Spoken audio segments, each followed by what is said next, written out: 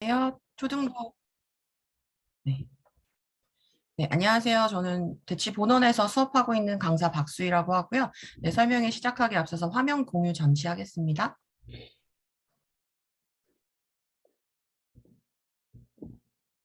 어머, 바탕화면 네, 잘 보입니다. 네. 네, 그러면 CNA 논술 7월 초등 설명회 시작하도록 하겠습니다. 네, 오늘 제가 선생님들, 어머님들께 그리고 많은 들어오신 참가자분들께 말씀드리고 싶은 부분은 세 가지 포인트로 안내를 드릴게요. 처음에는 이제 변화하는 교육 과정, 그리고 이제 우리 아이들에게 어떤 문제가 지금 현재 가장 문제가 심각한가 문제를 한번 진단해보고, 그다음에 저희가 그 문제를 해결하기 위해서 제안하는 학습법, CNA 학습법, 그리고 이제 마지막으로는 CNA 수업 안내와 7월 프로그램 안내를 같이 드리도록 하겠습니다. 현재 대한민국 교육계의 가장 뜨거운 감자가 뭘까요? 제가 이제 오프라인 설명회에서도 질문을 드렸는데 바로 뭐 한 3초 만에 답이 나오더라고요. 아마 여기서 온라인에서는 또 이제 음소거를 하고 대답하시기가 어렵기 때문에 다들 마음속으로 외치셨을 거라고 생각하고, 네, 가장 많은 이슈가 되고 있고 많은 학부모님들께서도 고민하고 계시는 부분이 바로 네, 문해력입니다. 우선 3년 동안의 장기화된 코로나로 인해서 아이들이 비대면 수업을 굉장히 오랫동안 진행했었기 때문에 자연스럽게 수업 공백이 발생을 했고, 이로 인해서 친구들에게 가장 부족하다라고 느껴지는 부분들이 바로 문해력이 아닐까 생각을 합니다. 네, 오른쪽에 보시면 이제 독해력 설문조사를 진행을 했던 교사표가 나와 있는데요. 중학생을 기준으로 물었을 때 네, 대부분 이런 대답을 했다고 합니다. 매우 그렇다가 사실은 20% 정도밖에 되지 않고요. 보통이다 27.2%, 대체로 그렇다 이런 친구들은 사실 이제 반반이거든요. 이해되는 부분도 있고 이해되지 않는 부분도 있다가 거의 50% 정도를 차지하고 있습니다. 사실 교과서라는 건 다들 아시겠지만 아이들의 그 인지 수준에 따라서 발달 수준에 따라서 가장 아이들이 이해할 수 있는 수준의 단어들로 구성되어 있고 내용으로 구성이 되어 있기 때문에 아이들이 잘 이해해야 되는 부분임에도 불구하고 사실 친구들이 학원에서 다루고 있는 다른 교재들과 비교했을 때, 그리고 또 시중에 나오는 교재와 비교했을 때 아이들 스스로도 이야기하거든요. 초등생 친구들도 교과서가 훨씬 쉽다 이렇게 얘기를 많이 합니다. 그럼에도 불구하고 교과서가 어렵다라고 느끼는 친구들이 점점 늘어나고 있다는 게 이제 문해력에서 얼마나 친구들이 뭐 부족한 부분들이 드러나고 있는지를 보여주는 수치라고 생각이 듭니다. 그중에서도 저희가 좀 더 집중해 봐야 될 부분들이 바로 이유인데요. 왜 어렵냐라고 물어봤을 때 단어가 어려워서라고 답한 친구들이 30%가 넘었습니다. 단어라고 한다면 이제 바로 어휘력이죠. 네, 아이들이 뭐 작년, 재작년에 가장 이슈가 됐었던 EBS 당신의 문해력의 프로그램에서도 영어 수업이나 과학 수업의 선생님들, 교과 과목의 선생님들이 수업 진행에 있어서 가장 어려운 점이 아이들이 단어에 대한 이해가 부족하기 때문이다라고 이야기한 영상들 많이 보셨을 겁니다. 기본적으로 설명을 위해서 필요한 핵심 어휘들을 아이들이 이해하지 못해서 그 어휘를 설명하다가 정작 수업 내용을 전달하지 못하는 그런 문제점들이 발생을 하고 있잖아요. 실제 교실에서.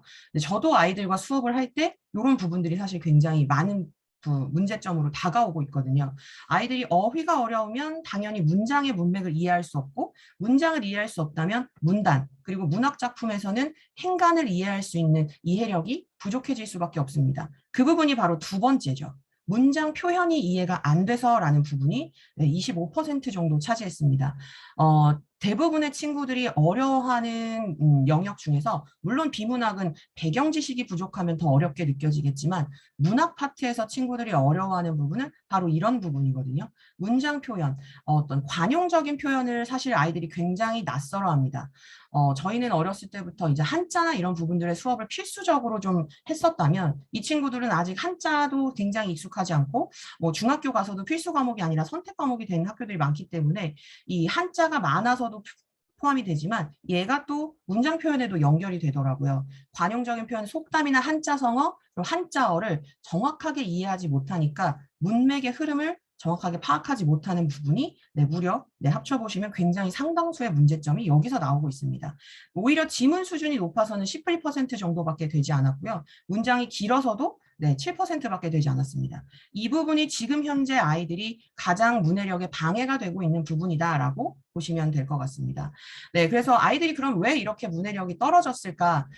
디지털 기기를 사용하는 시간이 굉장히 확대가 됐죠. 또 디지털 기기로 또 수업을 하는 학교가 3년 동안 줌수업으로 아이들이 비대면 수업을 했기 때문에 더욱더 그렇고, 또 그러다 보니 이런 디지털 기기의 사용 시간들이 사실 굉장히 늘어나는 데 비해서 디지털 기기에서 인기 있는 영상의 그 시간은 굉장히 짧아졌습니다. 유튜브가 처음 시작했을 때 15분 내외의 영상들이 가장 사람들이 보기 좋다. 뭐 드라마나 이런 것보다 훨씬 짧아서 좋다라고 했었는데 지금 보시면 아시겠지만 쇼츠라고 막 20초, 30초의 영상들이 굉장히 많이 나오고 있거든요. 인기를 끄는 이유는 뭘까요? 사람들이 짧은 거에 익숙해지고 있어요. 친구들이 쉬는 시간에 휴대폰을 보는 경우에 중학생들 같은 경우에 그런 것을 넘겨보는 속도를 보면 뭐 거의 한 5초, 6초 보고 넘기거든요. 그런 것들을 보면 아이들이 깊이 사고하지 않고 짧게 짧게 다가오는 자극에만 익숙해져 있다는 게 이런 부분의 문제점을 더욱더 가속화시키는 거라고 생각을 합니다. 그러다 보니 직관적인 정보에만 집중하고 좀 더 깊이 있게 다뤄야 되는 내용에 대해서는 이해력이 떨어질 수밖에 없죠. 네, 실제로 점점 짧아지고 있는 동영상 길이들 그리고 아이들이 너무 과의존하고 있는 비율들이 네, 지금 보시면 3년 동안 계속해서 향상하고 있는 걸 볼 수 있습니다. 네, 이거는 뭐 어머님들께서도 충분히 피부로 와닿고 있는 문제라고 생각을 하실 것 같아요. 네, 그러면 아이들이 이렇게 문해력도 떨어져 있는 상태에서 제대로 이해하고 독해하지 못하는데 과연 앞으로 어떤 과정 속에서 아이들이 무엇을 준비해야 할까? 변화하는 교육 과정에 대해서 간단하게 말씀드리겠습니다.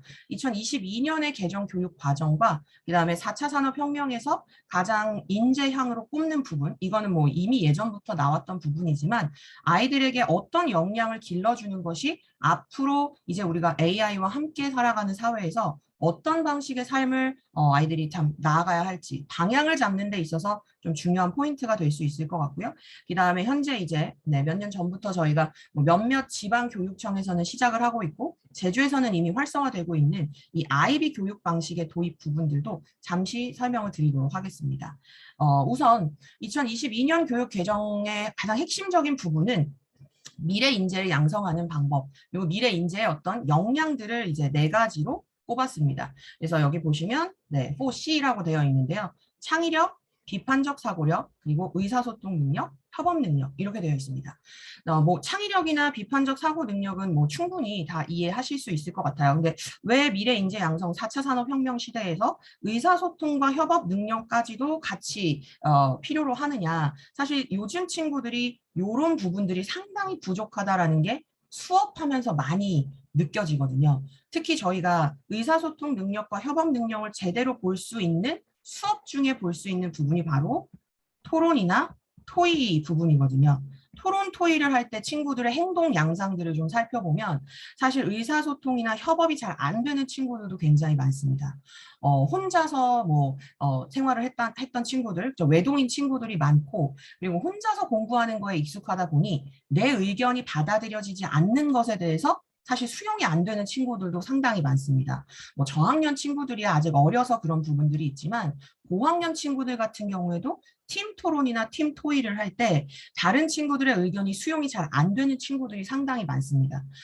내 의견이 수용되려면 내 의견이 얼마나 타당성이 있고 논리 정연한 이유가 있느냐, 요걸 아이들한테 설득을 해야 되는데 그 설득하는 과정을 생략한 채 왜 내 의견을 들어주지 않느냐라고 감정적으로 대응하는 친구들이 상당히 많습니다. 그래서 토론과 토의를 통해서 저희가 의사소통이나 협업 능력, 아무래도 팀을 구성해서 역할 토론을 하다 보니 이런 부분에 있어서의 협업 능력들을 충분히 좀 기를 수가 있다라고 생각할 수 있고요. 이런 수업들이 사실은 이제 학원뿐만 아니라 교과 과정에도 상당히 많이 확대가 되고 있지만 실제로 학교에서는 인원수가 많다 보니까 좀 더 면밀하게 이루어지는 부분들은 조금 부족한 부분이 아이들의 이야기를 통해서 네, 알 수 있고요. 비판적 사고력 같은 경우에는 아이들이 비판적 사고를 할 수 있는 정도의 사고 과정을 갖추려면 우선은 독해와 이해가 가능해야 되거든요. 기본적으로 사실적 독해가 있어져야, 이루어져야 그 다음에 이거에 대한 문제점은 뭐가 있을까? 이 부분에 대한 논리성의 문제는 없을까라는 의구심을 가질 수 있는, 그러니까 스스로 질문을 할 수 있는 친구들이 바로 비판적 사고력을 가지고 있는 친구들이라고 볼 수 있습니다. 어떠한 사안이나 내가 읽은 텍스트에 대해서 기본적으로 사실적 독해가 이루어진 후에 그 이후에 이루어지는 게 바로 비판적 사고거든요. 이것을 가장 중요한 핵심 인재 양성의 포인트로 두 번째 포인트로 두었다면 이미 그 이전에 독해, 사실적 독해와 기본적인 이해 능력, 문해력을 갖춰야 된다는 거죠. 그 다음에 창의력. 네, 이 부분이야말로 이제 4차 산업혁명에서 가장 핵심적인 부분이겠죠. 모두가 다 똑같은 텍스트를 보더라도 각자의 생각이 다를 수 있고 이 문제를 해결할 수 있는 이 부분 같은 경우에는 사실은 문제 해결 능력이라고 볼 수 있습니다. 아이들의 문제 해결 능력들을 키울 수 있는 수업 방식. 그렇다면 모두가 다 천편일률적으로 생각하는 그런 수업이 아니라 한 가지 질문에서도 여러 가지 답이 나올 수 있고 한 가지 주제에 대해서도 각자의 질문거리가 다를 수 있는 그런 수업들을 이끌어주는 게 아이들의 이런 네 가지 핵심 요소들을 좀 잘 향상시켜 줄 수 있는 게 아닐까 싶습니다. 일단 전체적으로 2022년에 개정되는 교육과정의 포인트만 좀 정리를 해봤는데요. 이 과정의 변화가 적용되는 연도가 네, 현재 24년부터 27년까지 이렇게 4단계로 좀 나뉘어져 있고요. 이게 그 당시 학년, 그 연도의 학년이라고 보시면 될 것 같습니다. 그래서 2024년 특히 가장 좀 많은 부분에서 큰 변화라고 볼 수 있는 부분은 이제 이 부분 중학교 1학년 친구들이 2025년부터 이 적용되는 과정에 이 부분이 해당이 됩니다. 지금 중1 물론 초등 설명이지만 같이 설명을 드리자면 자유학년제로 1년 동안 진로 계획을 짜고 자유롭게 수업할 수 있는 학년을 프로그램을 진행을 했었는데 요걸 이제 1학기로 축소를 하게 됐어요. 그게 2025년부터 적용이 되고 아무래도 1학기를 또 자율적으로 꼭 1학년에서 적용되는 게 아니기 때문에 대부분의 학교는 3학년 2학기 고입의 내신에 영향을 주지 않는 2학기로 돌려서 그 자유학기제를 진행할 가능성이 높다라고 이야기를 합니다. 그래서 개정 교육 과정에 따라서 초등학생들에게도 선택 과목을 도입해서 좀 더 아이들이 자유롭게 학습할 수 있고 내가 원하는 교육을 받을 수 있을 만큼의 좀 변화가 좀 기대되는 부분이고요. 고등에서도 보시면 이런 국영수과의 수업 시간이 굉장히 많이 축소가 됐습니다. 네, 이렇게 축소가 되면서 많은 다양한 활동들이 늘어나고 지금까지 해왔던 어떤 아이들에게 좀 주입식 교육으로 진행됐던 부분들을 과정 중심으로 진행되는 게 훨씬 더 확대될 예정입니다. 특히 과정 중심이 중요하게 되면서 아이들의 이제 수행 평가가 굉장히 많이 중요해졌고 실제 대치동의 주요 학교들 몇몇 학교들은 국어 과목 같은 경우에 100% 수행으로 아이들의 평가를 하는 학교들도 굉장히 많이 늘어나고 있습니다. 수행 평가야말로 정말 자신의 능력을 보여줄 수 있는 활동이기 때문에 여기에서야말로 비판적 사고력과 문제 해결 능력들을 좀 볼 수 있는 부분이죠. 뭐 그룹 활동으로 협업 능력까지 볼 수 있는 가장 좋은 평가 방식이라고 보여집니다. 이런 수행 평가 방식이 점점점 늘어나고 내 스스로 뭔가 문제를 해결해서 작성해야 되는 것. 사실 과정 중심에서 평가의 가장 중요한 건 두 가지입니다. 말로 평가하는 것과 글로 평가하는 거거든요. 아이들의 스피치, 뭐 토론, 토익, 프레젠테이션이나 또는 글쓰기 같은 경우에는 이제 논술 과제나 또는 뭐 중고등학교 올라갔을 때는 뭐 소논문 쓰기라든지 이런 활동이 굉장히 많이 늘어나면서 말하기와 글쓰기로 평가하는 게 굉장히 많이 중심으로 다가왔다라고 보시면 좋을 것 같습니다. 그래서 이런 부분들의 변화가 있고요. 또 뭐 수능 국어나 그다음에 또 이제 IB 문제 같은 경우는 제가 워크북에서 설명을 드리면서 IB 연계 과정이 어떻게 예비 중일 과정에 워크북에 수록되어 있는지 같이 말씀을 드리도록 하겠습니다. 그렇다면 이렇게 변화하고 문해력, 이해력, 비판적 사고력, 창의력까지 요구하는 이런 변화의 중심에서 우리 아이들은 어떻게 무엇을 준비해야 할까? 네, 이런 뭘 준비해야 할까에서 또 우리에게 답을 줬던 게 또 굉장히 또 베스트셀러로 올라갔었던 책이었죠. 바로 메타인지입니다. 메타인지란 무엇인가부터 한번 살펴보도록 하겠습니다. 잠깐 여기부터 보겠습니다. 아이들이 스스로 무엇을 알고 무엇을 모르는지 내가 어떤 행동을 했을 때 이 결과가 어떻게 나오게 될지를 스스로 알 수 있는 능력입니다. 아이들과 수업을 해보면 특히 숙제 검사를 했을 때 이거 알고 푼 거야? 그냥 제시문에 있는 걸 가지고 푼 거야? 라고 물었을 때 아이들이 물론 잘해오는 친구들은 잘해오지만 숙제를 어려워하는 친구들 같은 경우에는 본인이 무엇을 모르고 뭘 아는지도 정확하게 모르고 문제를 푸는데 빈칸이 있으니까 그냥 숙제를 해야 된다. 그러니까 숙제를 위한 숙제를 해오는 친구들이 좀 있습니다. 특히 논술을 처음 하는 친구나 독해력이 부족한 친구들은 그렇거든요. 어디까지 알고 어디까지 모르는 것 같아? 라고 물어봤을 때도 대답을 잘 못하는 친구들이 많아요. 내가 뭘 모르는지를 알아야 그 빈 곳, 결핍을 채울 수가 있는데 그걸 모른 채 그냥 따라가는 수업을 하다 보면 사실 나한테 가장 중요한 공부의 포인트들을 놓칠 수가 있는 거거든요. 그러면 메타인지를 기르기 위해서는 어떤 공부 방법이 가장 중요할까? 사실 아이들이 제일 안 하는 부분입니다. 스스로 정리하는 거 굉장히 힘들어합니다. 특히 메모하는 거 싫어하죠. 일단 아이들이 좋아하는 건 눈으로만 보는 걸 굉장히 좋아하죠. 그래서 저희 워크북에는 배경 지식을 넓힐 수 있는 많은 텍스트들이 들어가 있는데 이 부분에 대해서 제시문을 읽고 밑줄을 치고 핵심 문장에 밑줄을 치고 한번 옆에 제목을 달아봐라. 자, 제목을 단다는 건 이 챕터의 요약을 할 수 있고 핵심을 파악할 수 있는지를 물어보는 거거든요. 요걸 과제로 내줬을 때 사실 아이들이 굉장히 어려워합니다. 스스로 정리하는 걸 굉장히 어려워하고 누가 알려주기만을 기다리거나 또는 그 제시문에 있는 걸 그대로 베껴 쓰는 거에는 굉장히 익숙하죠. 근데 스스로 정리하는 습관, 내가 읽은 책에 대한 나 스스로의 정리, 내가 읽은 신문 기사에 대한 나의 의견을 정리하는 것, 이런 것들이 사실 아이들의 메타인지를 기르는데 굉장히 중요한 부분인데 이런 부분들을 아이들이 사실 시간을 할애할 수가 없는 부분들이 많은 것 같습니다. 그리고 내가 무엇을 정확하게 알고 모르는지에 대한 셀프 테스트, 이건 뭐 문제집을 풀 수도 있고 아니면은 여러 가지 독서 후에 질문들을 통해서 내가 이 책에서 나오는 배경 지식이나 용어 정리가 어느 정도까지 되어 있는가 이런 부분들을 좀 아이들이 인지할 수 있는 게 필요한데 이런 부분들이 사실은 자기의 공부하는 과정에서 전 과목 공부하는 과정에서 얼마나 이루어지고 있는가 이걸 한번 되돌아볼 때가 되지 않았나라는 생각을 합니다. 학교 학원 진도를 따라가기에 바빠서 우리 아이들이 저한테 그런 얘기를 하더라고요. 6학년 친구였는데 자기는 매일매일 도장을 깨고 있대요. 오늘은 영어 숙제, 내일은 수학 숙제, 토요일은 논술 숙제 이렇게 하루하루 자기는 도장 깨기를 하고 있다라고 웃으면서 이야기를 했는데 사실 굉장히 저는 좀 슬펐거든요.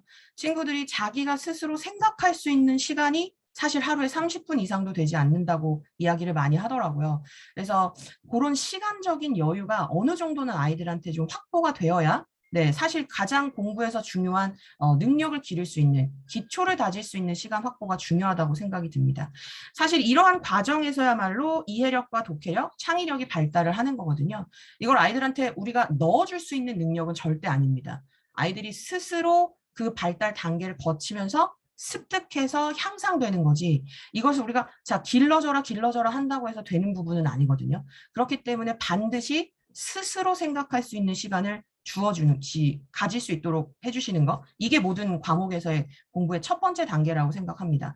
그러면 아이들은 왜 이게 어렵냐 어른도 마찬가지지만 아이들이 좋아하는 공부 방법은 네, 아주 쉬운 공부 방법이죠. 특히 여기 보시면 학습의 효율성 피라미드가 정리되어 있는데요.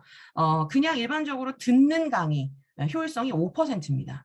읽기 10%. 그렇기 때문에 여기서 보시면은 우리 애는 참 책을 많이 읽어요. 어렸을 때부터 책을 놓지 않고 읽습니다. 라고 하시는 어머님들 많습니다. 실제로 그런 친구들도 많고요. 근데 이 아이가 읽는 만큼 그것이 머릿속에 잘 정리되고 있는지는 잘 모르겠습니다. 라고 말씀하시는 게 바로 이것 때문이죠.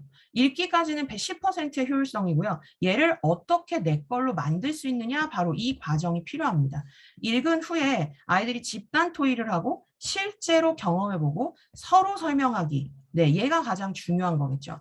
우리가 너 이거 아는 거야? 라고 물었을 때 들어본 거, 내가 한번 읽어본 거 이건 절대 아는 게 아닙니다. 내가 이 아는 거야? 라고 했을 때 나 그거 알아 라고 하려면 그게 뭐야? 라고 물었을 때 설명할 수 있어야 되는 거죠.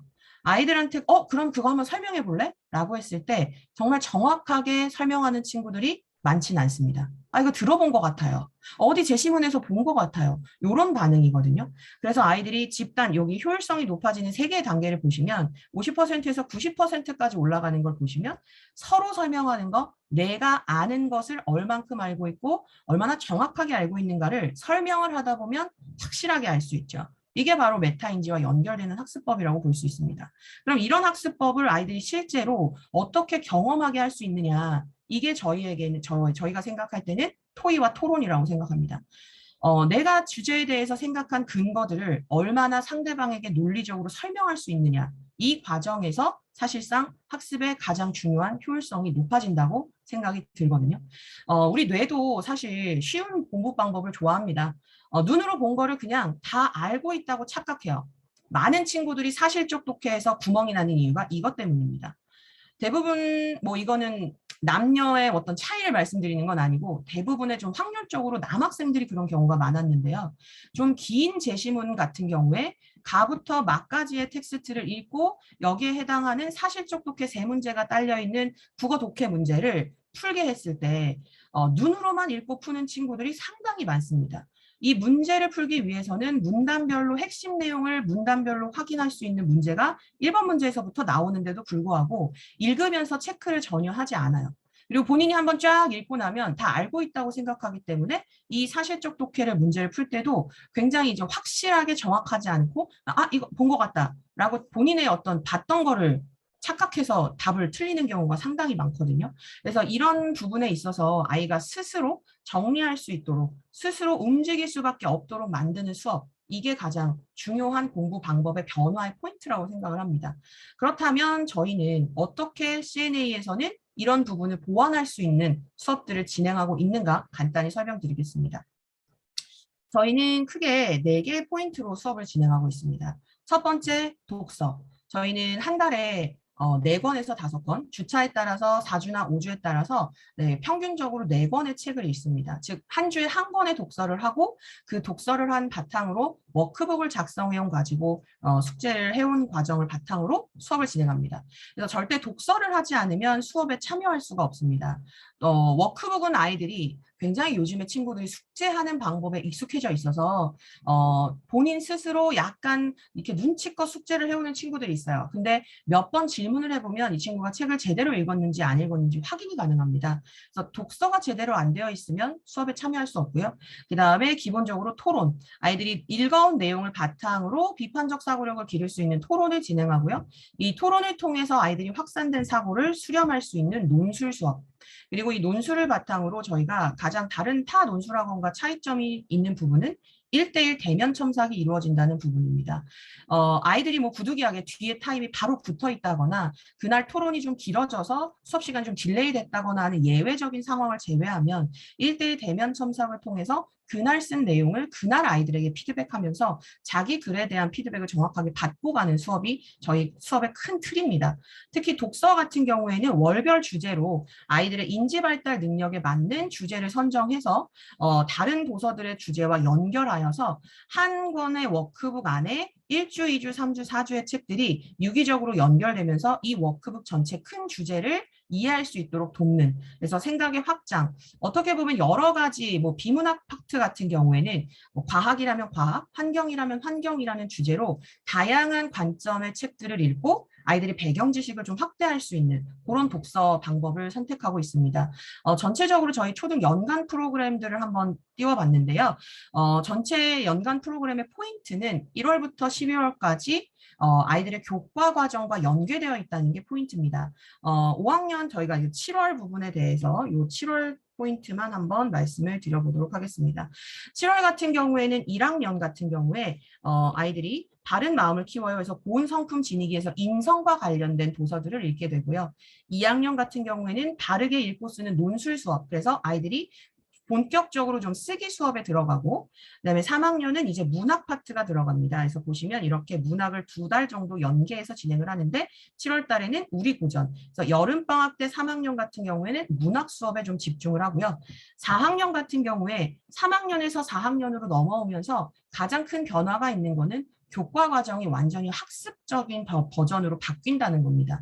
1학년부터 3학년까지는 사실 교과 과정에 그렇게 막 학습에 치중한 내용이 그렇게 크진 않지만 4학년부터 굉장히 많은 용어의 차이라든지 난이도의 차이가 확 느껴지거든요. 그래서 특히 4학년 친구들은 또 5학년, 고학년으로 넘어가는 중학년의 마지막 학년이기 때문에 저희가 2학기가 시작되는 포인트는 여름방학 때 이제 스피치 강화라는 프로그램을 넣었습니다. 그래서 이 스피치 강화에는 아이들이 말하는 방법, 논리적으로 말하는 방법, 그리고 5학년 2학기, 즉 이 4학년 후반부를 준비할 수 있도록 토론 수업을 좀 기본적으로 갖출 수 있는 토론과 스피치 수업이 들어가 있습니다.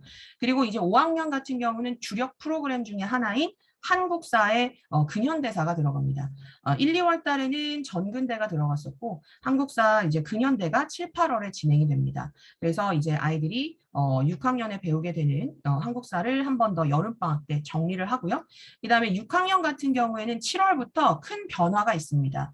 여기 보시면 여기까지는 6학년에 그냥 프로그램으로 진행이 되고요. 여기서부터는 베스트 컬렉션이라는 이름이 붙어서 쭉 보시면 이렇게 그 다음 해에 2월까지 베스트 컬렉션 8개의 단계별로 예비 중일 과정이 시작됩니다. 그래서 이 과정 모두가 교과 과정과 연계가 되어 있고 그 연계 과정보다 교과 과정보다 조금 더 앞서서 아이들이 그 내용들을 좀 숙지할 수 있는 그런 커리큘럼으로 진행이 되어 있어서 월별로 아이들에게 주제별로 그 주제에 맞는 독서를 한다라고 생각하시면 될 것 같고요. 이렇게 문학 탐구 뭐 또 이렇게 문학이라고 되어 있는 파트 이외에 과학 환경이나 뭐 인권 평화와 같은 이런 챕터 같은 경우도 비문학만 읽는 건 아니고요. 저희가 항상 월별로 문학과 비문학을 좀 균형감 있게 배치를 해서 선정 도서를 정합니다. 그래서 아이들이 한 달 동안의 커리큘럼에 따라서 진행이 된다라고 생각해 주시면 될 것 같습니다. 그리고 이제 토론 같은 경우는 저학년의 중학년과 그다음에 고학년의 토론 방식에는 좀 차별화를 두었습니다. 저희가 이제 고학년 토론 방식 같은 경우에는 저희 학원에서 기본적으로 진행하고 있는 찬반 아카데믹 토론인 세다 토론을 진행합니다. 이 토론 같은 경우에는 역할 토론이기 때문에 많은 친구들의 어머님께서 이제 처음 시작하는 어머님들께서 우리 아이가 처음인데 가서 꺼다 놓은 보릿자루처럼 앉아만 있는 거 아닐까요? 라고 걱정하시는 분들이 계시는데요. 역할이 주어지고 입론, 교차, 반박, 최종의 역할을 맡아서 해야 되기 때문에 본인이 원하지 않더라도 말을 할 수밖에 없는 그런 구조의 토론입니다. 그래서 찬반 토론의 논리 싸움이 이루어지는 게 세다 토론이고 물론 세다 토론을 기본으로 하고 있지만 반 구성원이나 주제에 따라서 다양한 토론 주제들을 진행합니다. 그리고 저학년과 중학년 토론 같은 경우에는 이렇게 저희가 찬반 토론, 아카데믹 토론까지 하기에는 좀 아이들의 통합적 사고력이 아직은 발달되지 않은 상태이기 때문에 여기서는 이제 아이들에 맞게 미니 토론이라든지 원탁 토론 또는 1대1 토론 또는 하브루타 토론을 통해서 서로가 서로에게 질문과 답을 할 수 있는 학년에 맞는 토론 방식을 진행하고 있습니다. 아까 말씀드렸던 아이들의 인지 발달과 수업에서 가장 효율성을 높일 수 있는 이 메타인지를 향상시킬 수 있는 가장 좋은 방법으로 협업 능력과 상대를 설득하는 방법을 가르쳐 줄 수 있는 게 토론인데요. 제가 여기에 이제 5학년 친구들이 했던 토론 주제와 그 토론 주제를 가지고 토론했던 내용을 정리한 예시를 한번 보여드리도록 하겠습니다. 이 주제 같은 경우에는 5학년 3% 친구들이 했던 수업의 주제인데요.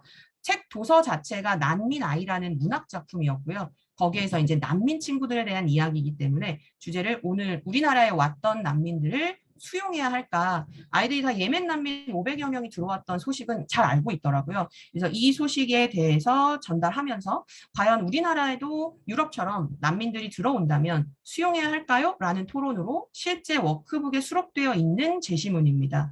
찬성합니다라는 의견의 입장이 약 A4 용지로 2페이지 정도가 들어가 있고요. 여기 보시면 가나다라 5개의 제시문이 들어가 있고 5개의 제시문별로 다룰 수 있는 쟁점들이 한 3가지 정도가 있습니다. 그래서 찬반의 의견들 이렇게 도표까지 들어가 있어요. 도표 같은 경우에는 아이들이 이 도표를 해석할 수 있는 능력, 논리 추론 능력을 좀 기를 수 있는 제시문들이라고 보시면 좋을 것 같습니다. 기사에 나와 있는 이런 사실적인 정보와 그다음에 이 도표를 가지고 어떤 근거를 우리가 뽑아낼 수 있는지 그런 추론 능력들을 기를 수 있는 게 토론 준비라고 생각을 합니다. 처음 오는 친구들은 좀 이 토론 준비를 좀 가장 어려워해요. 저희가 친구들을 평가할 때도 이 친구는 좀 어느 정도 비판적 사고가 잘 이루어지고 있다라고 평가하는 기준 중에 하나가 논리 추론 능력입니다. 이 논리 추론이 잘 되는 친구들은 이런 자료를 통해서 새로운 정보를 잘 이끌어내죠. 본인이 가지고 있는 배경 지식과 함께. 그래서 그런 것들을 연습할 수 있도록 하는 게 토론 제시문입니다. 그래서 이렇게 제시문을 주어지고 이 제시문을 선생님들과 같이 어려운 주제의 경우에 함께 분석을 하게 되고요. 그다음에 이렇게 어려운 단어들 같은 경우에는 밑에 저희가 단어를 같이 넣어줍니다. 그래서 스스로 만약에 여기 이렇게 4개 저희가 아이들 수준에 좀 어렵다라고 생각되는 단어들을 제시해주지만 본인이 읽으면서 어려운 단어가 나온다면 스스로 찾아보면서 내가 아는 것과 모르는 것을 찾아볼 수 있는 훈련이 되죠. 그리고 토론 준비표, 요건 이제 아이들이 집에서 숙제로 해오는 부분입니다. 저희가 쟁점을 같이 넣어드려요. 그래서 이 쟁점에 대해서 우리는 어떠한 주장을 가지고 주장의 뒷받침 근거를 찾을 수 있을까? 이 뒷받침 주장 근거를 앞에 있는 제시문을 잘 독해한 후에 정리하는 거죠. 처음 온 친구들이나 시작하는 친구들 같은 경우는 자기의 생각을 덧붙이는 것까지는 처음부터 저희가 요구하지 않습니다. 제시문을 분석해서 제시문에 있는 정보를 찾아오는 사실적 독해부터 시작을 하고 거기에 내 생각을 덧붙여서 의구심을 가질 수 있도록 하는 부분은 이제 교차나 반박 단계를 배우면서 서서히 자기 생각을 제시문과 함께 융합해서 정리할 수 있도록 훈련을 시키죠. 처음에 숙제할 때부터 여기를 막 다 내 생각으로 꽉꽉 채우려면 아이들 굉장히 힘들어서요. 제시문을 분석하는 것부터 시작을 합니다. 그럼 아이들이 토론을 하면서는 어떻게 활동을 하느냐? 이거는 이제 제가 이 수업을 하면서 친구들이 토론했던 내용들을 파란색은 아이들이 했던 내용들을 제가 들으면서 요약한 부분들이고요. 아이들의 입론 근거에 대해서 부족했던 부분들의 피드백을 정리한 부분들입니다. 그래서 아이들이 토론을 하는 과정에서도 여기 보시면 이런 토론 일지를 직접 작성합니다. 내가 듣고 정리하면서 아이들은 여기서 요약하는 힘들을 좀 많이 기를 수 있어요. 아이들이 논술이나 요약에 대한 평가를 했을 때 논술보다 어려워하는 게 요약이거든요. 많은 친구들이 문단에서 가장 중요한 문장을 찾아보세요 라고 했을 때 첫 문장과 끝 문장, 두괄식과 미괄식에 이제 거의 대부분 집중하면서 이게 핵심 문장이지 라고 생각하는 경우가 많습니다. 그래서 그런 부분에 있어서 무엇을 요약해야 되는지를 좀 잘 파악할 수 있는 훈련이 토론에서 이루어진다고 보시면 될 것 같아요. 그래서 역할별로 이건 이제 입론이고요. 여기 이제 교차조사, 질문에 대한 답변에 대해서 어떤 식으로 잘했고 못했는지에 대한 그리고 어떤 부분에 좀 보완이 필요한지에 대해서 이렇게 이제 피드백을 진행을 하고 아이들이 그 피드백을 바탕으로 수용한 내용을 바탕으로 이제 자기 생각을 글로 정리하는 논술이 진행이 됩니다. 그래서 물론 토론 주제 이외에 다른 주제로 논술을 할 수도 있고요. 토론을 통해서 확장된 생각을 수렴하는 논술이 진행이 됩니다. 그래서 같은 도서로 수업을 해도 아이들이 배경 지식이나 어휘에 따라서 토론 내용도 완전히 달라지고요. 그 다음에 글도 완전히 관점이나 포인트가 달라집니다. 그래서 1대1 토론, 1대1 첨삭을 통해서 이 아이의 배경 지식과 어휘 수준이 어느 정도 되느냐에 따라 저희가 구성원이 8명에서 10명, 적으면 6명이 되는데 이 친구들의 수준에 따라서 과연 맞춤 수업이 가능할까요? 라고 의구심을 품는 어머님들이 계시는데 바로 이 활동, 토론과 논술을 통해서만이라도 교사가 그 학생의 수준이나 필요한 부분들, 결핍된 부분들을 바로 캐치할 수 있기 때문에 그 부분에 대해서는 그룹 수업이지만 논술 지도나 토론 피드백에 있어서는 1대1 수업이 가능하다라고 생각해 주시면 될 것 같습니다. 다음 예시는 저희가 코로나가 굉장히 심했을 때 저희가 줌으로 원격 수업을 진행을 했었는데요. 비대면 수업을. 비대면 수업을 할 때 논술은 저희가 사진으로 사진 찍은 원고지 썼던 걸 받아서 다시 첨삭을 해서 회신하는 방식으로 첨삭을 진행을 했는데요. 그 예시를 한번 보여드리도록 하겠습니다. 네, 이거는 이제 제가 수업을 했던 친구들, 6학년 친구들의 글입니다. 그래서 아이들이 실제 워크북에 수록이 되어 있는 원고지에 이렇게 개요짜기 하고, 그다음에 본인이 이제 문단 나누기 해서 이 주제에 대해서 정리를 해서 글로 써서 이렇게 사진을 보내면 제가 이렇게 코멘트를 써서 첨삭을 해서 보냅니다. 그렇다면 이제 이런 어떤 형식적인 첨삭과 그다음에 이제 내용의 첨삭, 마지막에 이런 총평까지 같이 들어간다고 보시면 될 것 같고요. 이건 이제 6학년 친구가 코로나와 관련해서 이야기했던 포스트 코로나 수업을 하면서 했던 글이었고, 그 다음에 얘는 5학년 친구들이 이제 한국사 수업을 하면서 글을 썼던 내용입니다. 그래서 이런 세도 정치기 조선 후기 수업을 하면서 이루어졌던 글인데요. 이 부분 같은 경우 이제 역사 수업이기 때문에 정확한 팩트를 썼는지 여부도 좀 살펴보고, 그다음에 이제 글의 어떤 형식적인 부분들, 네, 마지막에 글 전체와 역사 사실에 대한 이해가 이루어졌는지 이런 부분에 대한 코멘트로 첨삭이 이루어진다고 보시면 될 것 같습니다.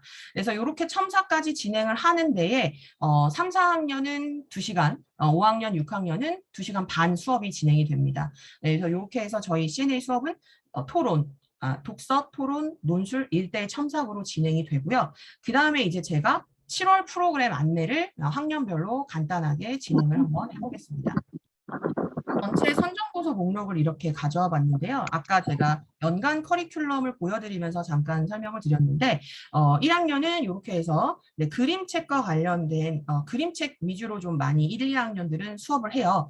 1학년 어머님들이 이제 좀 걱정하시는 부분 중에 하나는 우리 애는 이런 책을 5살, 6살 때 다 읽었는걸요? 이렇게 생각하시는 어머님들이 계시더라고요. 좀 더 어려운 책을 읽으면 안 될까요? 라고 얘기를 하시는데 아까도 말씀드렸던 것처럼 혼자서 읽기에만 그치는 수업은 10%의 효율성밖에 없다고 말씀을 드렸잖아요. 이 알사탕, 백희나 작가의 알사탕 같은 경우도 아이들이 정말 빨리 읽는 친구들은 더 어렸을 때 많이 읽어요. 그런데 이것을 읽고 그냥 와 재밌다, 신기하다 하고 넘어가는 게 아니라 이 그림책의 면면에 있는 숨어있는 질문들을 찾아서 선생님과 아이가 같이 그 질문에 답을 찾고 질문을 만들면서 아이들의 사고력과 창의력을 키우는 수업이라고 보시면 좋을 것 같습니다. 저희 선정도서의 수준이 저학년은 좀 쉽지 않나요? 또는 뭐 고학년 같은 경우 좀 어렵지 않나요? 이렇게 말씀을 하시는데 저희가 선정도서가 좀 아이의 수준에 쉽다라고 느껴지는 거는 워크북을 통해서 이 책에 숨어있는 아이들은 찾지 못하는 집에서 수업을 할 때 찾을 수 없는 그런 부분들을 같이 다루고 아이들과 생각을 나눌 수 있다고 생각해 주시면 좋을 것 같고요. 초등학교 2학년 같은 경우에는 이 4가지 책으로 바르게 읽고 쓰는 수업, 그래서 읽고 쓰는 수업에 집중한 수업들을 진행을 한다고 보시면 좋을 것 같습니다. 그래서 이 주제, 뭐 이거 보시면 이 신비 아이스크림 요거 가지고 한번 제가 워크북을, 잠시만요. 이렇게 보여드리도록 하면 창의적인 글쓰기를 하기 위해서 이렇게 2학년 2학기에 교과 연계가 되어 있는 프로그램들로 저희가 다 선정도서를 정하거든요. 그래서 교과 연계가 어디에 수록되어 있는지, 그러니까 2학기를 대비하기 위해서 여름방학 때는 좀 관련된 도서들을 같이 읽는다고 생각해 주시면 좋을 것 같아요. 그래서 가족의 소중함에 대해서 생각해 보면서 글쓰기를 진행하고, 네, 이제 2학년 친구들한테 가장 필요한 부분이죠. 일기 쓸 때 자꾸 틀리는 맞춤법에 대해서 이 이야기로 읽으면서 아이들이 많이 틀리는 그 맞춤법을 다시 한번 공부할 수 있도록 어휘력을 향상시킬 수 있고, 그 다음에 이제 막시 쓰는 이빨 마녀라고 해서 시에 대한 기본 지식, 아이들이 이제 시를 굳이 찾아서 읽는다 이런 거 잘 안 하거든요. 그러다 보니 시에 대한 이해나 이런 부분들이 굉장히 많이 부족한데 이제 2학년 친구들의 수준에 맞는 동시를 읽고 그 시에 표현되는 어휘의 어떤 맛을 익숙하게 익힐 수 있는 그런 수업이 진행이 된다고 보시면 좋을 것 같습니다. 그래서 2학년에 이런 바르게 읽고 쓰는 논술 수업 이렇게 진행이 된다고 보시면 좋을 것 같고, 그 다음에 3학년 같은 경우는 문학 작품입니다. 그래서 보시면 고전 문학이었잖아요. 아까 3학년이. 그래서 두껍전, 흥부전, 몽고집전, 전우치전 이렇게 진행을 해서 고전 문학을 아이들이 좀 더 접할 수 있도록 3학년은 워크북을 통해서 저희 워크북의 구성이 어떻게 되어 있는지 한번 보여드리도록 하겠습니다. 저희가 워크북에 좀 약간의 변화를 주었는데요. 이제 문해력이 굉장히 중요해지면서 아이들에게도 이 흥부전의 주제와 관련되어 있는 또는 이 선정도서의 내용의 뭐 핵심어와 관련되어 있는 비문학 텍스트들을 맨 앞에 배치를 해서 문해력을 향상시킬 수 있는 포인트를 한 번 더 저희가 추가를 해서 진행을 합니다. 앞에 이제 흥부전에 대한 뭐 학습 목표 들어가 있고요. 보시면 이제 독서 노트가 들어가 있어서 매 학년 독서 노트가 다 들어가 있는데 양식은 다릅니다. 학년별로도 독서 노트의 양식이 다르고요. 그 다음에 주제별로도 학년 안에서 독서 노트가 달라질 수 있습니다.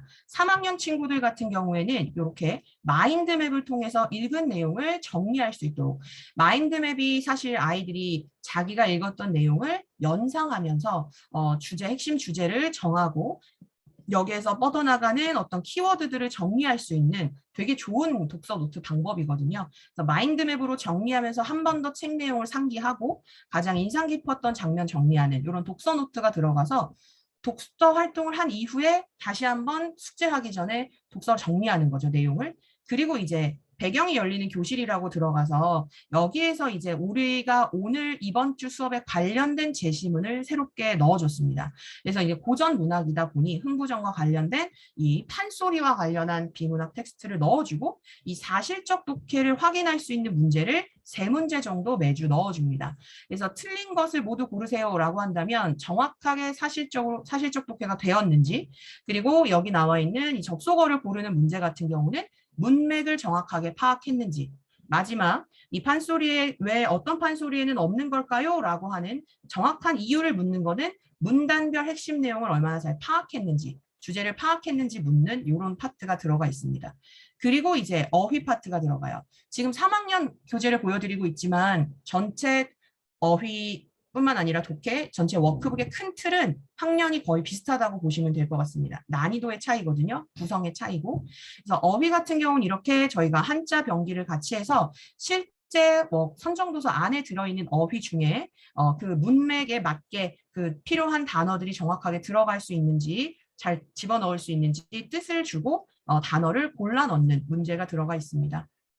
그리고 옆에는 아이들이 그 가장 어려워하는 한자성어나 아니면은 한자어 이런 부분들, 관용적인 표현 이런 거 굉장히 어려워하기 때문에 특히 고전 문학에는 이런 표현들이 많이 나오잖아요. 그래서 이렇게 붉은 글자 요 소리 내어서 의미를 한번 살펴보는 문제가 들어가 있고, 그다음에 아직은 3학년 친구들이 원고지 사용법이나 맞춤법, 띄어쓰기를 좀 어려워하기 때문에 배웠던 내용을 여기다 바르게 쓰는, 연습할 수 있는 어휘 파트가 들어갑니다. 여기까지 이제 어휘 파트고요. 그다음에 아이들이 독서를 정확하게 했는지 독해를 확인하는 문제가 이렇게 들어가 있습니다. 독해 문제는 3학년 친구들 같은 경우 이렇게 연결하는 문제라든지 그다음에 객관식 문제나 단답형 문제들도 있지만, 저희는 사실 아이들의 생각을 정리할 수 있는 이런 서술형 문제들도 저학년에도 들어가 있습니다. 그래서 이 전체 책을 읽고 왜 여기서 이런 행동을 했을까에 대한 이유를 적는 문제들, 빈칸에 놀부가 했던 말을 정리하는 문제들, 이건 이제 사실적 독해를 묻는 문제죠. 요거는 추론적 독해를 묻는 문제입니다. 그래서 워크북의 독해 문제 안에서도 사실적 독해, 비판적 독해, 추론적 독해, 그리고 창의적 독해까지 독해 영역에 따라서 저희가 문제를 구성하고 있어요. 그래서 이렇게 뭐 일의 순서, 얼마나 아이가 그 스토리에 정확하게 순서를 정확하게 이해했는지 이런 문제들이 들어가 있습니다. 그리고 이렇게 OX 문제로 확인을 하고요. 그 이후에는 사고력이 커지는 고실이라고 해서 독해한 내용에 대해서 확장하는 문제입니다. 그래서 이렇게 확장하는 문제에 대해서는 선정도서에 없는 내용, 그리고 아이가 스스로 생각해서 쓰지 않으면 답을 찾을 수 없는 문제들로 구성이 되어 있어요. 나의 경험과 연결해서 쓰는 거, 비슷했던 상황을 여기에 가지고 와서 적용해 보는 거, 이런 것들이 이제 서술형으로 진행이 되어 있고요. 이런 걸 이제 친구들과 이야기를 나누면서 내가 생각했던 것과 친구들의 생각을 좀 비교해 볼 수 있겠죠. 그래서 이렇게 진행이 되고요. 그다음에 두 번째는 요건 이제 아까 1번은 자기의 생각을 이야기했다면, 내 경험을 얘기했다면, 이번에는 사회와 연결을 합니다.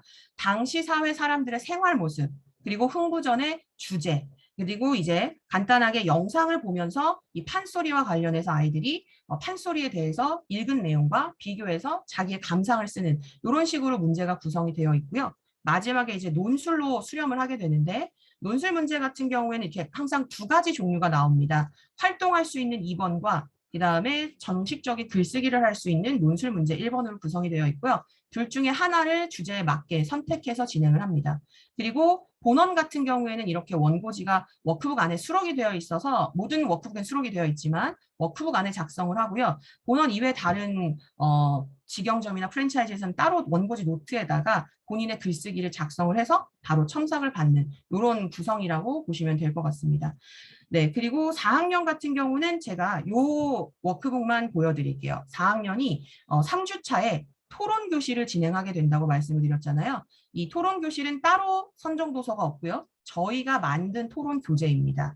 그래서 아이들이 이 토론이란 무엇인가 정확하게 토의와 토론의 차이를 이해하고, 그 다음에 토론을 통해서 배울 수 있는 점이 무엇인가, 아이들이 토론의 중요성을 좀 이해한 후에 어떤 식으로 토론을 해야 되는지 실제 예시가 이렇게 역할의 설명이 쫙 정리가 되어 있고요. 요걸 책 대신에 읽어오는 거라고 생각하시면 될 것 같습니다. 그래서 아이들이 실제로 배경 지식을 바탕으로 토의와 토론의 차이점 정리 한번 해보고요. 그 다음에 토론 용어 한번 다시 익숙하게 이해 한번 하고, 그 다음에 실제로 토론 규칙을 한번 정해본 후에, 그 다음에 아이들이 쟁점을 반대되는 격끼리 연결해보자. 그래서 쟁점에 대한 이해를 실제 쟁점들을 바탕으로 연결하면서 찬반 쟁점을 이해할 수 있도록 돕습니다. 네, 토론의 어떤 기본 작업을 만든다고 보시면 좋을 것 같아요. 그래서 제시문을 주어지고 이 제시문에서 다루는 토론 주제를 뽑아내는 추론 문제, 그리고 내가 생각하는 근거를 정리해보는 사실적 독해 문제가 들어가 있고요. 그 다음에 이제 실제로 토론을 하기 위해서 근거를 찾는 제시문을 넣었습니다. 초등학생에게 학습만 하는 유익한가라는 토론을 가지고 아이들이 대화하고 있는 내용에서 제시문을 분석한 후에 내가 짐작한 뜻과 사전에서 찾아본 뜻, 어휘부터 풀어갑니다. 어려운 어휘들이 있기 때문에 저희가 일부러 이 제시문에는 어휘풀이를 따로 넣어주지 않았습니다. 내가 아는지 모르는지를 체크해보는 메타인지가 바로 여기 적용이 되는 거죠. 아이가 직접 단어를 찾고 내 짐작과 사전 뜻을 비교한 후에 그 다음에 제시문에서 나와 있는 근거들을 바탕으로 유익한가 유익하지 않은가에 대한 근거 3가지씩을 찾아서 만들어냅니다. 그리고 이제 친구들과 함께 실전 토론을 해보는 거죠. 그래서 실제 말하는 방법부터 어떤 식으로 구성해야 하는지까지 아이들이 경험해 볼 수 있도록 이렇게 토론을 연습할 수 있고 스피치 훈련을 할 수 있는 게 4학년의 7월 프로그램이라고 보시면 좋을 것 같습니다. 그리고 이제 5학년 같은 경우는 5학년의 핵심 프로그래밍 중에 하나인 이제 한국사입니다. 5학년에 한국사를 저희가 넣은 이유는 통합적인 사고가 가능한 시기이기 때문에 한국사를 넣었거든요. 그래서 아이들이 한국사는 뭐 어렸을 때부터 책을 다 읽었어요. 아, 우리 애는 한국사를 마스터했어요. 이렇게 얘기하시는 어머님들 계시는데요. 전체 어떤 이야기로 접근했거나 인물로 접근했거나 물론 5학년 친구들 정말 수준 높은 한국사 지식을 가지고 있는 친구들도 있습니다만 아이들이 전체 통사의 흐름 그리고 역사에서 가장 중요한 거는 인과관계를 파악하는 부분인데 그냥 단순하게 사건을 나열하는 그런 학습은 사실 아이들의 한국사 이해에 큰 도움이 되지는 않아서 저희는 전체 흐름을 이해할 수 있는 통사 수업 중에서도 여름방학 때는 근현대사를 준비했습니다. 그래서 한국사 워크북 같은 경우에는요. 이렇게 앞에 연표가 들어가서 이번 주에 배우는 부분이 어느 부분인가 저희가 전근대에서 조선 후기부터 들어가거든요. 그래서 이렇게 연표가 들어가고요. 그 다음에 배경으로 만나는 한국사라고 해서 그 주에 맞는 핵심 내용들이 이렇게 정리가 되어 있습니다. 그리고 아이들이 이제 복습할 때 많이 활용하기 좋도록 교과서 중심으로 나와 있는 요약 정리가 이렇게 들어가 있어요. 그래서 한눈에 그 주의 핵심 내용들과 요약본을 보면서 다시 복습도 할 수 있고 정리할 수 있죠. 그래서 이렇게 요약이 들어가 있고요. 한국사 어휘는 조금 독특하게 들어가 있습니다. 이렇게 어휘판을 주고 네, 관련된 한국사 핵심 용어들을 이 안에서 찾아서 본인이 정리하는 겁니다. 그래서 한국사 개념어를 정리하고 그러면서도 저희는 한국 한자성어를 놓치지 않죠. 네, 아이들이 굉장히 싫어합니다만 네, 한자성어를 상황에 맞는 한자성어를 배울 수 있도록 넣어놨고요. 그리고 이제 흐름에 만나는 한국사라고 해서 한국사의 정확한 사실들을 기억하고 있는지 확인하는 문제들이 들어가 있습니다. 이렇게 문제 들어가 있고 서술형 문제 같은 경우는 이렇게 지도를 비교해서 조선 전기의 이 지도와 후기의 이 지도에 왜 달라졌을까? 달라진 이유 또는 여기에 반영되어 있는 사실이 뭔지를 추론해내는 이런 문제가 들어가 있어서 서술형으로 구성이 되어 있고요. 한국사인 만큼 정확한 사실을 파악하기 위해서 이렇게 역사적 사건에 대한 틀린 부분 찾는 문제도 들어가 있습니다. 그래서 이렇게 문제가 한 8개 정도 정확하게 확인 문제가 들어가 있어요. 요거 같은 경우에는 서학과 동학이 왜 널리 퍼져나갈 수 있었을까? 제시문에 나와 있는 설명을 바탕으로 그 이유를 추론해서 서술형으로 정리하는 문제가 구성되어 있습니다.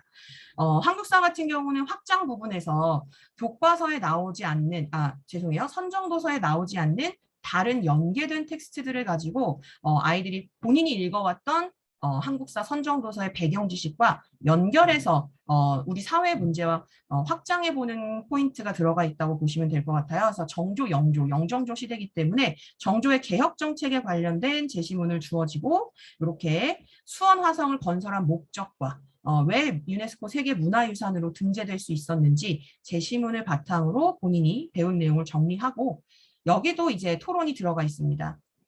실학파 중에서도 중농학파, 중상학파가 있는데 이렇게 말풍선으로 아이들의 이해를 돕기 위해서 한번 중농학파, 중상학파가 왜 나뉘어졌는지에 대한 설명을 넣어주고 그 다음에 아까 보여드렸던 것처럼 입장 1과 2의 제시문이 들어가 있습니다. 이 제시문을 분석해서 5학년 친구들도 이렇게 토론 준비표를 저희가 한 가지는 쟁점을 주어주고요.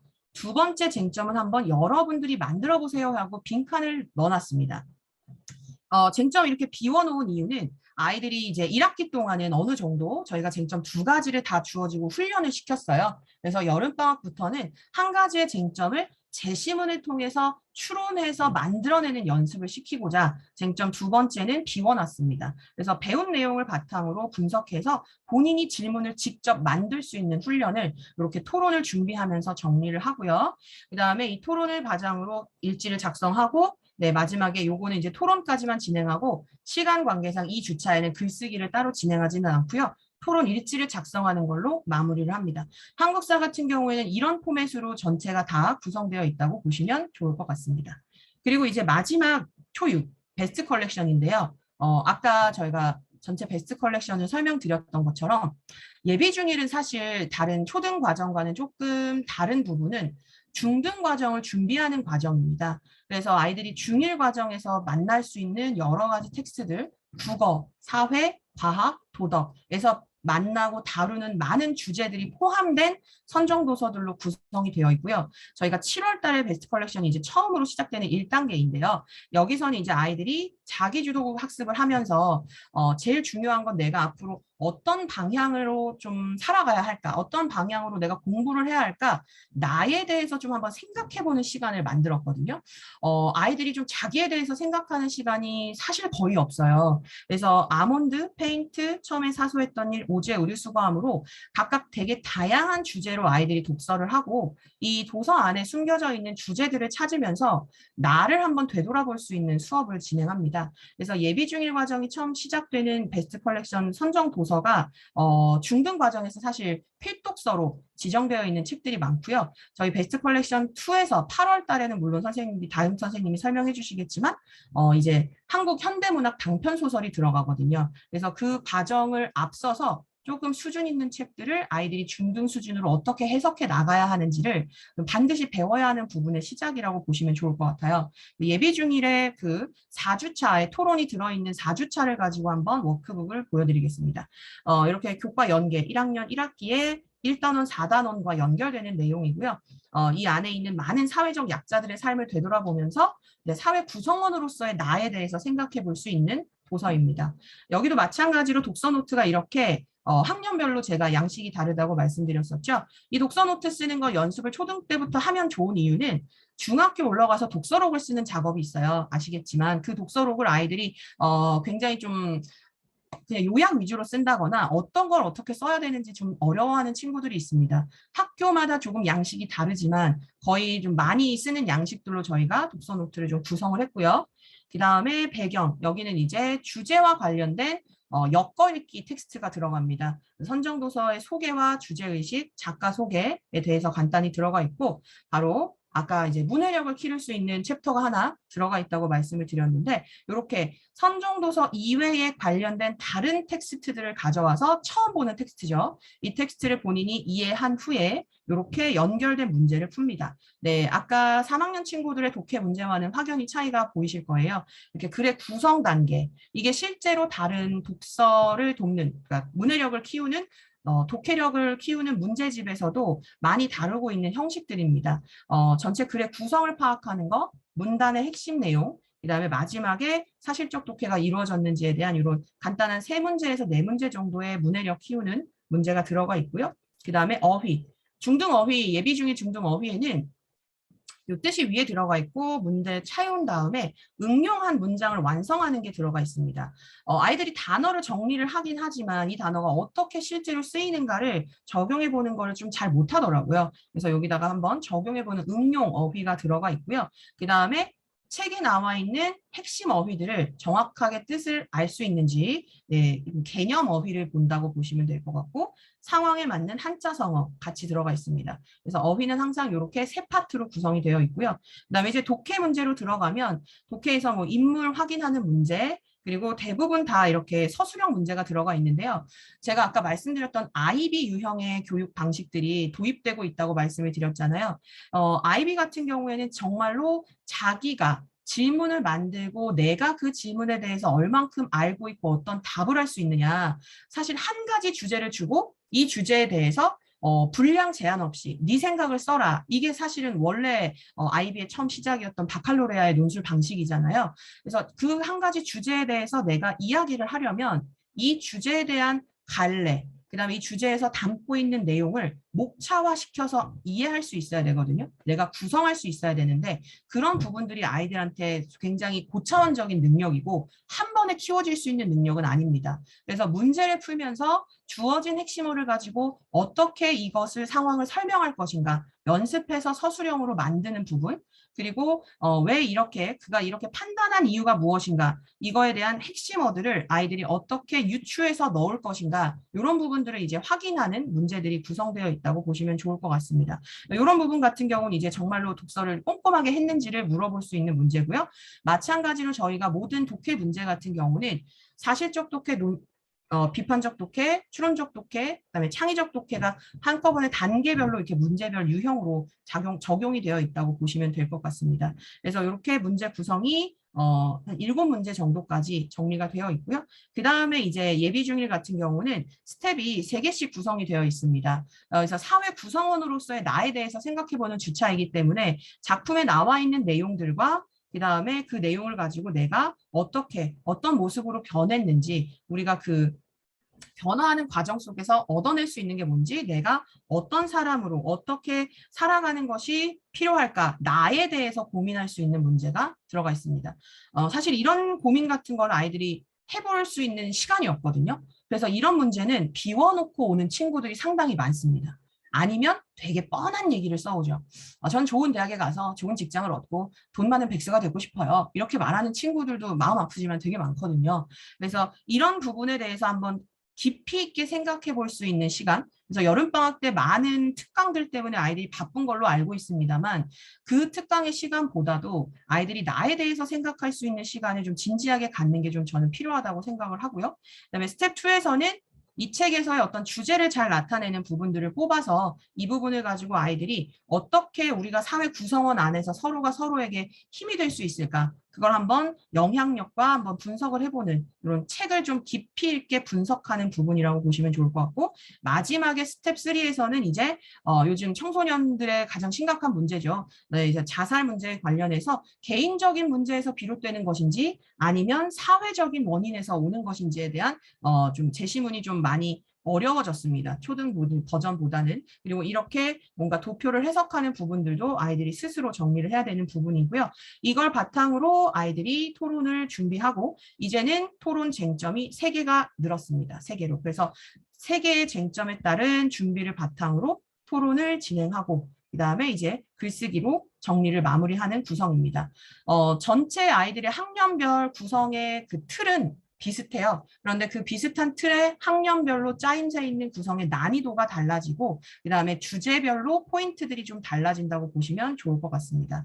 그래서 저희는 이렇게 예비 중일까지 7월 프로그램 안내를 드렸고요. 무엇보다도 이제 아이들한테 가장 중요한 거는 아이들이 스스로 내가 아는지 모르는지 그리고 내가 어떤 것을 질문으로 만들 수 있을까? 내가 읽은 텍스트에 대한 완벽한 이해 그리고 그걸 자기가 생각을 통해서 표현할 수 있는 것. 요 훈련이 아이들한테 가장 공부의 핵심인데 요런 훈련들을 할 수 있는 가장 좋은 방법은 독서를 한 후에 한 가지 책을 여러 명이 읽고 그 주제에 대해서 다양한 의견들을 주고받으면서 의견 교환을 통해서 이야기를 나누는 그런 비판적 사고를 늘 확장시킬 수 있는 그런 시간을 확보하는 거라고 생각이 듭니다. 그러니까 여름방학 때 친구들 많이 바쁘지만 그럼에도 불구하고 이런 어떤 깊이 있게 생각할 수 있는 시간을 확보해 주시는 게 장기적으로 보셨을 때는 가장 아이들에게 중요한 순간이 아닐까 생각합니다. 네, 그러면 오늘 여기까지 마치도록 하겠습니다.